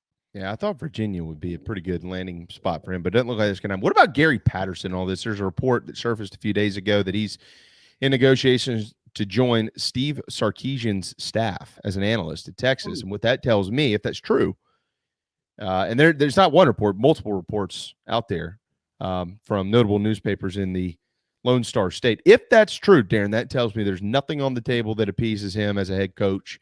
And he says, you know what? I'm just going to take a year off. This thing sit around. My brand won't go anywhere, and I'll start to look at it again next year. There's been a lot of big jobs out there, but apparently nothing to this point that we know of that's appealing to him, or that wanted him, or that wanted him. Which I don't know. Wanted him too. I don't know why that would be though. That's crazy. I mean, if you're Duke, you should want Gary Patterson. Seriously, whatever. Yeah. I don't know if you can afford Gary Patterson if you're Duke. It's a good point. Good point. They got a lot of money up there, though. But, yeah, they do. You know, we'll see. All right, final timeout of the afternoon is now. No Mike Morgan today, for those wondering. Generally joins us on Tuesday. He is at Rupp Arena in Lexington watching practice. He's got Kentucky tonight on the call. He'll join us a little bit later on in the work week. But Keith Allsep is up next. Hang tight. The JB and Goldwater Show, driven by Stokes Volkswagen. We'll be right back. Hopefully, you won't ever need legal help for a catastrophic injury or health issues from a medical drug or device. But if you or a loved one suffers injury or loss, Motley Rice LLC is a nationally recognized law firm that is right here in Mount Pleasant at 28 Ridgeside Boulevard. Thank you, Motley Rice, for sponsoring the JB and Goldwater Show and the Big Gamecock Preview Show. Visit motleyrice.com for more. motleyrice.com. This is Mike Mazzell for Stokes Volkswagen on Ashley Phosphate Road. You know what happens when you sell record numbers of new vehicles? That's right. We take in record numbers of local trades. Despite what the news is saying, quality pre-owned vehicles really aren't that hard to find. You just need to know where to look. Stokes Volkswagen on Ashley Phosphate and on the web at stokesvw.com. We've got over 1,200 pre-owned cars, trucks, SUVs, and all at a fraction of the price when new. Every vehicle has been inspected and reconditioned, many with the balance of factory warranty. Best of all, at Stokes Volkswagen, you don't need perfect credit to get approved for a quality pre-owned vehicle. And we'll take any trade in any condition, even if you owe thousands more than it's worth. Don't forget, we'll buy your car even if you don't buy a car from us. You're going to love our pre-owned selection, I guarantee it. So come see us today at Stokes Volkswagen on Ashley Phosphate or stokesvw.com. Peace and love at Stokes VW. Equity finance the new loan, subject to lender approval. Wando Power Equipment, the trusted home of Hustler zero-turn residential and commercial mowers. There is nobody more trusted in South Carolina than our friends from Wando Power Equipment. They've been providing elite commercial and residential service for over 30 years. Landscape Services have turned to their selection of Hustler zero-turn mowers like the Raptor. Bigger, stronger, faster, and the most durable Raptor Hustler has ever designed. Located on Daniel Island and online at wandopower.com. Wando Power Equipment, owned by the Price family, the home of Hustler zero-turn mowers, rentals, service, and specializing in family and friendship. Family vacations, a new car, a new boat, all cost money, but you don't necessarily have to make more to afford any of that if you can save cash that's flying out the window now. iHelp Consulting can help you finally get the kids to Disney World, upgrade the minivan, or drop that new boat in the water next summer. Let Daniel and iHelp Consulting consult with you. No fees, just savings. You pay them a percentage of those savings. Save on essential services, credit card fees, you name it. Let them find it. These folks are incredible. iHelpConsulting.com. How can I help you? You hear me talk about Dog and Duck all the time, and there's no other place I'm going to watch my college and NFL than the Dog and Duck. They have 3 locations, Bell Hall, Park West, and Clements Ferry Road. They have specials all football season long, like $12 pitchers of their own D2 brew, $5 pints of Sierra Nevada, weekly pick'em sheets with prizes, and the best wings in town, bar none. For all your football, college, and NFL, the Dog and Duck, Clements Ferry Road, Bell Hall, and Park West. All right, guys and gals, we all know it's the holiday season and you've opened up your playbook for gift giving. Don't dig too deep because I have the perfect stocking stuffer for your favorite teammate. Gift cards and baskets from 3 Seeds Wellness Studios in West Ashland. Luckily, my wife doesn't listen to our show or she would know what Santa's delivering from the North Pole. Check out 3seedswellnessstudios.com for gift cards and their retail store and have their elves stuff a gift basket full of holiday magic. 3 Seeds Wellness Studios, 3seedswellnessstudios.com to score this holiday season.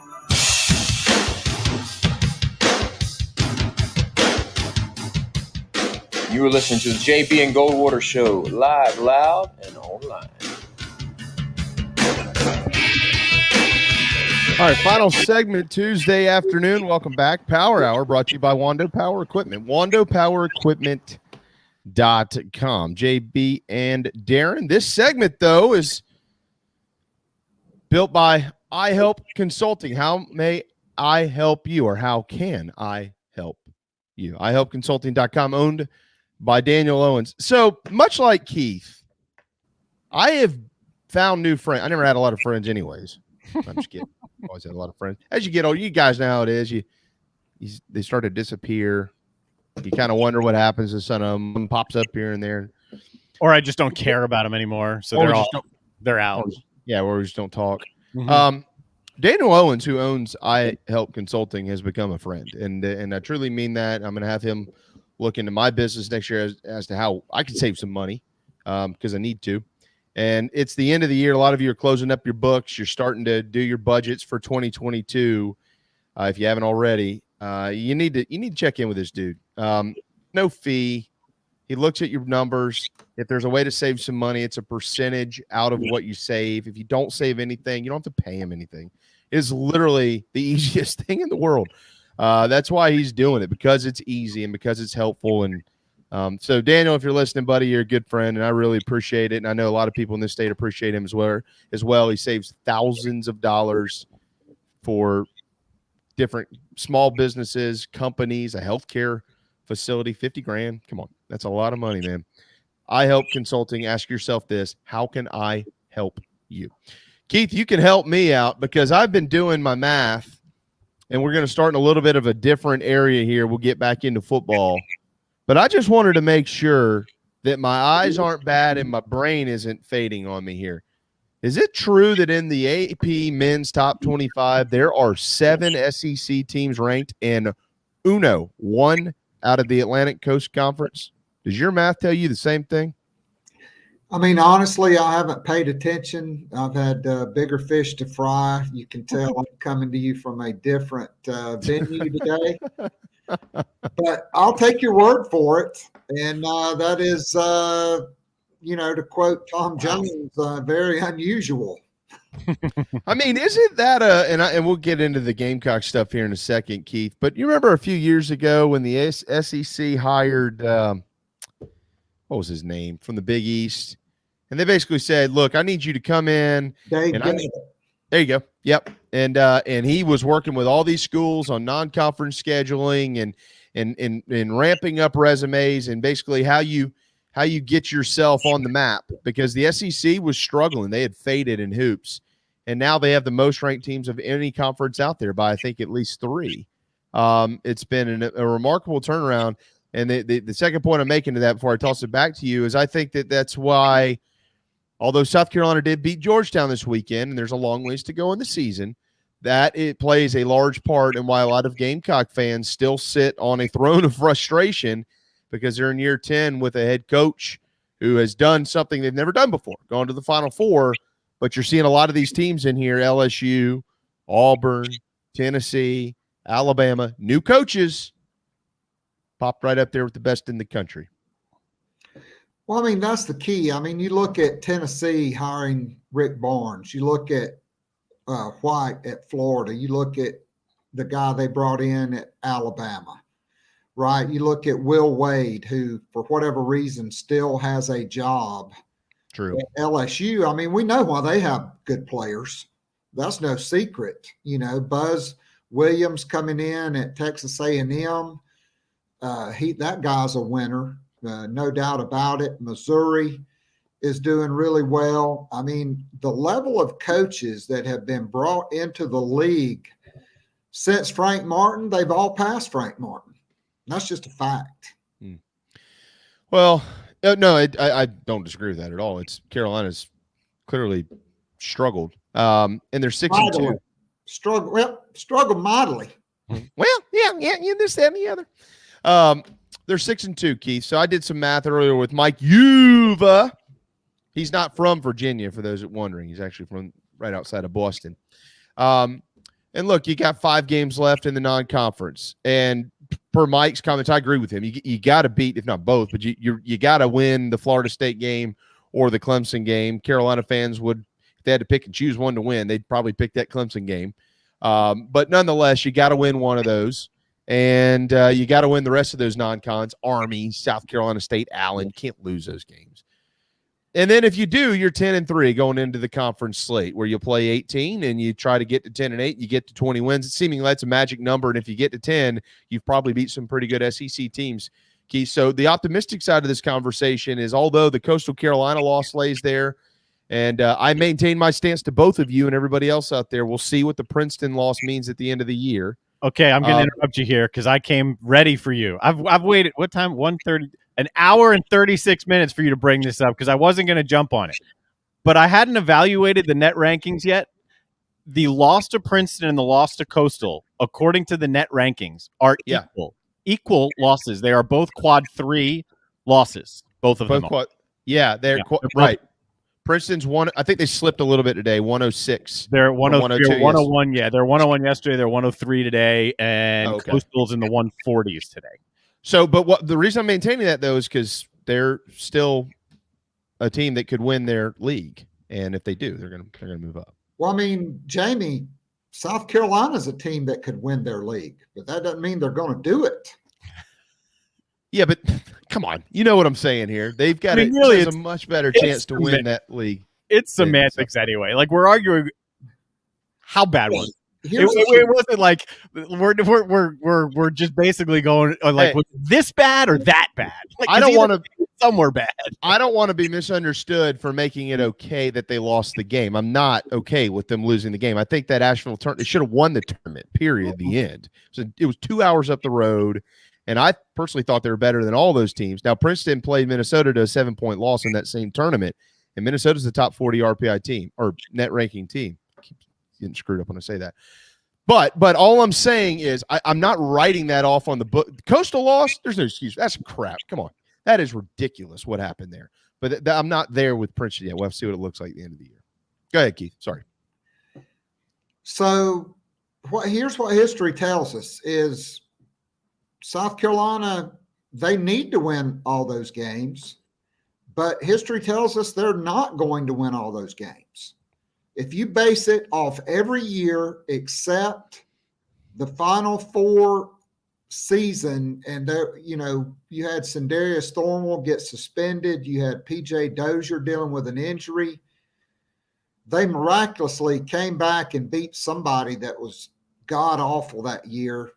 If you told me, I would know who it was. I really wasn't planning on talking about it, but there's no telling, right? Like they may beat Florida State and then they may lose to Army. So true story. In 1970 or 71, Army came to South Carolina to play the Gamecocks, and the head coach was a guy named Bobby Knight. And the point guard was a guy named Mike Krzyzewski. And Carolina had this guy named Bobby Crimmins. And so Carolina's opening up in man-to-man. And so McGuire asked, he said, Bobby, who you got? He said, Yeah, Frank, I got the guy with the big nose and the long name. Fair. Krzyzewski. True story. I heard Bobby Crimmins tell that. So It worked out for Coach K. That's why he's just called Coach K. You know? Wound up coaching against each other. Right. But I mean, look, the reason why, like I said, the SEC, look at the decline. Like, you know, Louisville went from Rick Pitino to the guy who was at Xavier, Mack, who I like a lot, but he hadn't gotten it going. You know, Roy Williams is out. Jim Boeheim, you know, was at the end of his career. Coach K will turn it over after this year.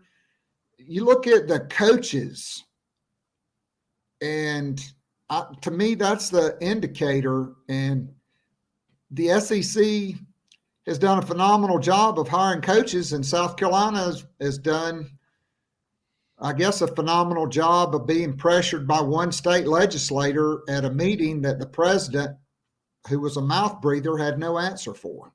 Mm-hmm. Well, I mean, they've got it to put a bow on this before we get into football, Keith.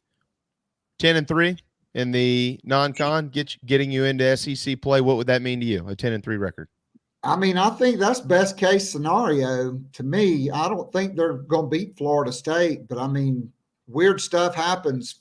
Florida lost to Texas Southern, who hadn't won a game. So, I mean, crazy stuff happens. Who knows? You know, they could have, you know, God forbid, some kind of sickness run through the team, or the bus gets lost on the way to the game.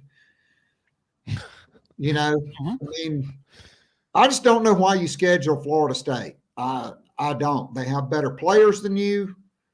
They got a better program than you. And to me, you gain nothing by playing them.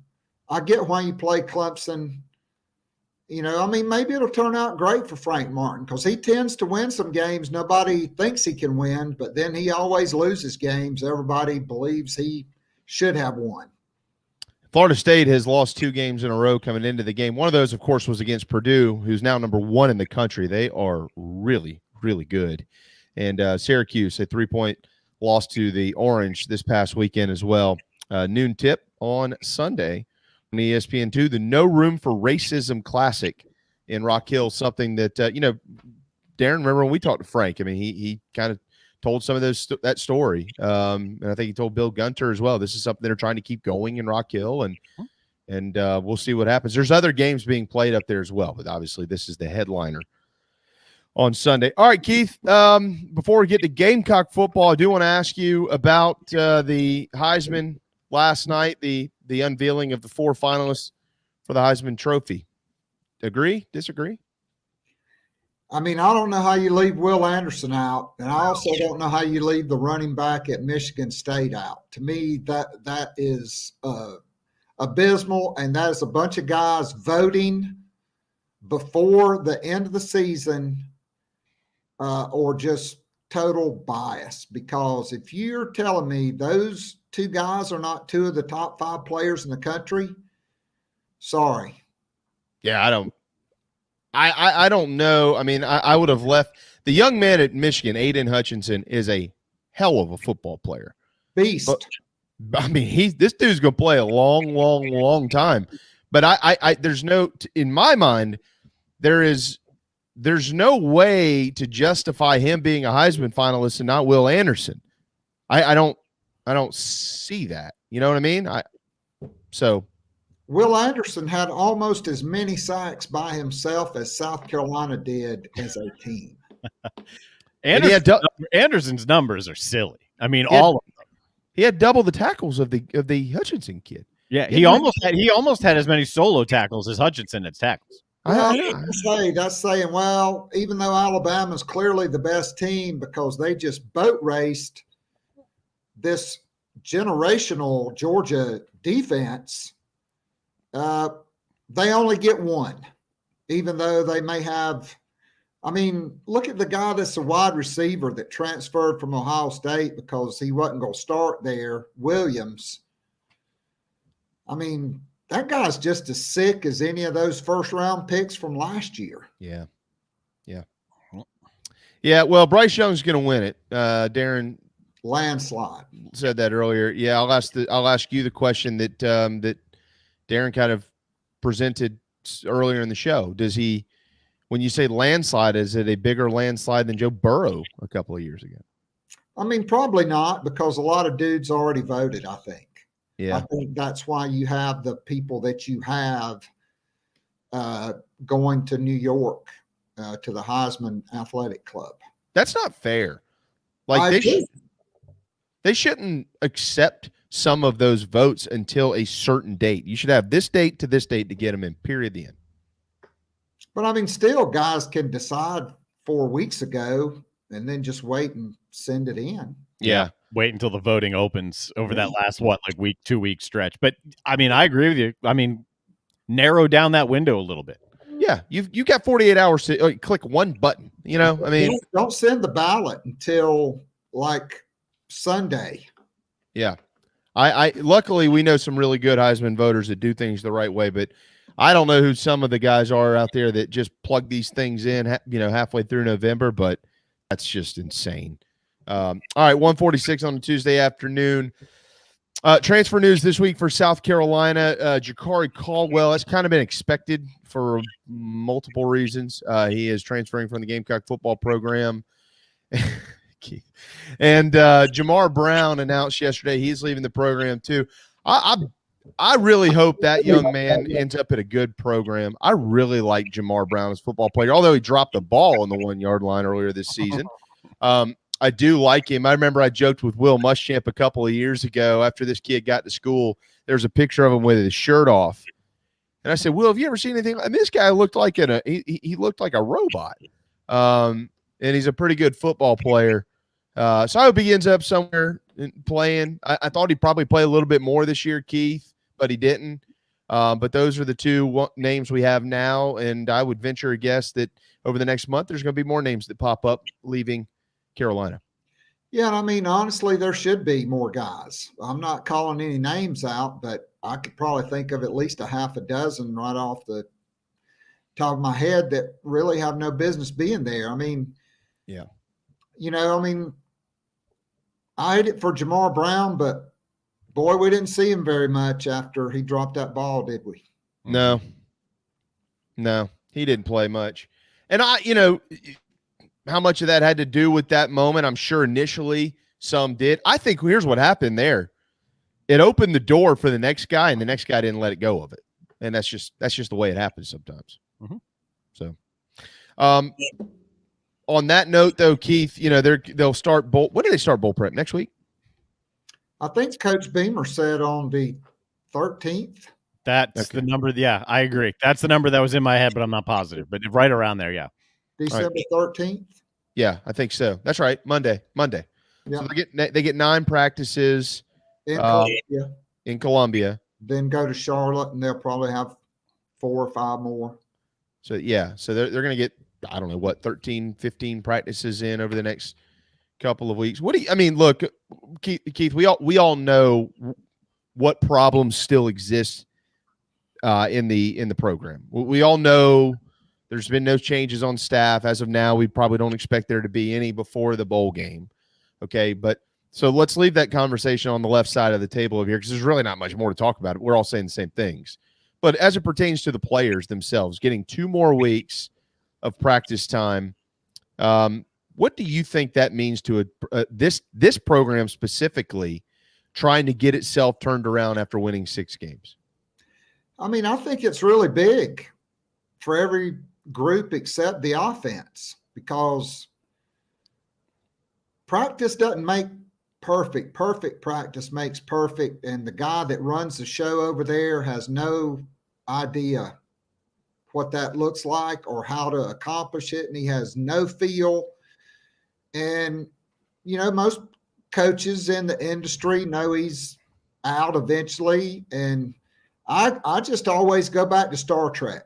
Okay.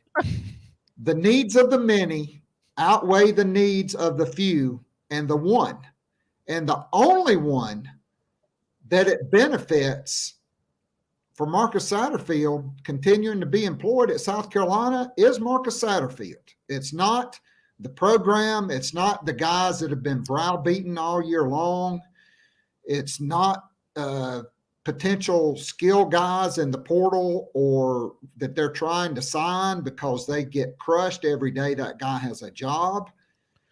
And, there's also a lot of other stuff that is unpleasant. And so to me, if I'm Shane Beamer, I have to take into account my organization, number one, and my friend is at the end of the line on that. Even though he may be my friend, just like the head coach at Kansas State, he fired the guy he'd been best friends with since they were 5 years old. Mm-hmm.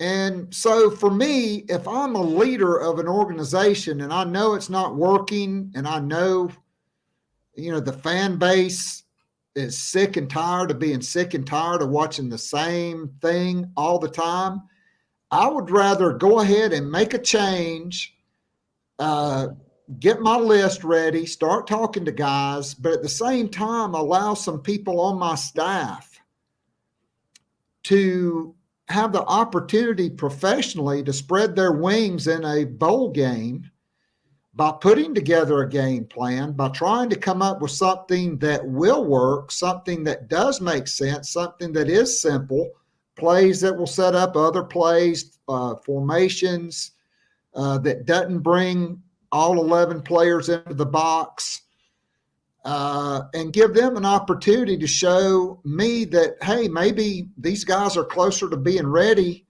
than I thought, or maybe they're not. But I'll never know until I give them that opportunity as a leader to take on more of a role. And honestly, it's important because it is North Carolina, but we all know what it's going to be on offense. We all know it's going to be the same guys because one guy dictates the personnel. It's going to be the same bunch, bring everybody in and run it up the middle because that's who we are. And let's throw it to Josh Vann. That's it. And let's ignore Jaheim Bell because even though he's our biggest mismatch, I just don't feel like calling plays for him. That's just how I feel about it. 152 on a Tuesday afternoon. Keith Allsep, host of the Locked On The Gamecocks podcast. I have done literally no deep research, as we generally do on the Big Gamecock preview show, about North Carolina. I'm asking both of you honestly here. I don't know enough. Defensively, what has North Carolina done this year? Where are their weaknesses and strengths? They're not very good. They got a lot of dudes up front that Will Muschamp wanted to sign, but Jay Bateman, he had like that 1 year at Army, but he's just not that good. Mm-hmm. I don't think. And, that's why I don't think it does Shane Beamer any favors because, hey, what if you keep Satterfield and he does put up this great game plan and then you still go ahead and make a change? Then there are going to be a lot of people that's going to be second guessing that. To me, they should have just gone ahead and ripped the Band-Aid off. I talked to like several college coaches, high school coaches that have college coaches coming through their schools. Yeah. Every single one all had the same thing to say. It should have been done the day after the Clemson game. And I think that's just the learning curve with a guy who's never had to make that decision before. And like I said, I think he's more concerned about his friend than he is the organization. And the organization should be paramount. You can't tell me every day he's down there, any skill player that South Carolina is connected to, every other school is absolutely rolling them under the bus, showing them the statistics and just how abysmal the offense was. Yeah. Yeah, there's major names on the table, as we know, obviously. Antonio Williams is in their backyard, and it's, from what I've heard, 50-50 on whether he comes to South Carolina or not. There's some that seem to think he's headed to Clemson, and I think it will be an in-state battle. And then there's some that seem to think that Carolina still has a chance. I would say this, Keith, I know you follow recruiting as it pertains strictly to him. Best case scenario for Carolina is probably if the can is kicked down the road, if he elects to maybe not sign until February. Have you heard that? I think it's now. I think South Carolina's made him, he has been the number one player on their board since they got down there. He's been treated that way. He's been prioritized that way. Okay. And Shane Beamer, when he goes in that home this week, whenever it is, since he's not going to the North-South game now, yeah, has got to make the compelling case because, you hear things. I'm not saying it's absolutely a certainty, but there's a lot of people that believe if Marcus Satterfield was not the offensive coordinator, that kid would have already been committed to South Carolina. And they have been the priority. Clemson didn't have anybody at his game. Are these things that people are? Dabo was in Austin at the Westlake game. Well, if there are recruits out there, I've been recruited, not like this as a potential college football prospect, top 100 player or anything like that. But I was recruited as a baseball player, and coaches would ask me what my concerns were and things like that. I had no problem being honest with them if I didn't like something or somebody on staff. Are those not things that offensive players they're recruiting are telling him? Like, hey, I don't like. I like you and I like South Carolina, but I don't like the guy that runs the offense. Is that not happening? I'm sure it probably is happening. If you're Shane Beamer and all these guys who are good players want to come play and they tell you they don't like your OC, then what are you doing? But if they're telling him something different, then maybe that has led to the reasons why he's still on staff. I don't know. I'm speculating here. Like I said earlier, I don't know any of this. I'm just trying to figure it out. Look, we all have sources, but until it's actually done, it's all speculation. And, look, coaches lie, okay? I'm not saying Shane Beamer lies, but coaches lie. And, look, Murphy Holloway was a recruited athlete, okay? I've been a college coach, a prep school coach who's had to recruit. You can tell a guy you're going to do something after signing day or after a bowl game, but until you actually do it, you have to have an awful lot of trust in that person to take their word for it. And look, if Steve Fink and Shane Beamer and Marcus Satterfield was on this Zoom call, I would have still said the same exact things I said. I have no problem saying it to their face. Yeah. And if he was coming in my living room to recruit my son, who was a 4-star quarterback, or, like Landon Sampson, somebody that's running a 4.4 that's got a bunch of offers. Just moved up the recruiting rankings today, too. You better have a different plan than the guy that, couldn't score for 45 consecutive minutes against Vanderbilt. 45 minutes of game time at home. When you say it that way. Come on, man. Didn't think we were going down the Vanderbilt road today. Look, you don't think every school that's recruiting against South Carolina is going down the Vanderbilt hole?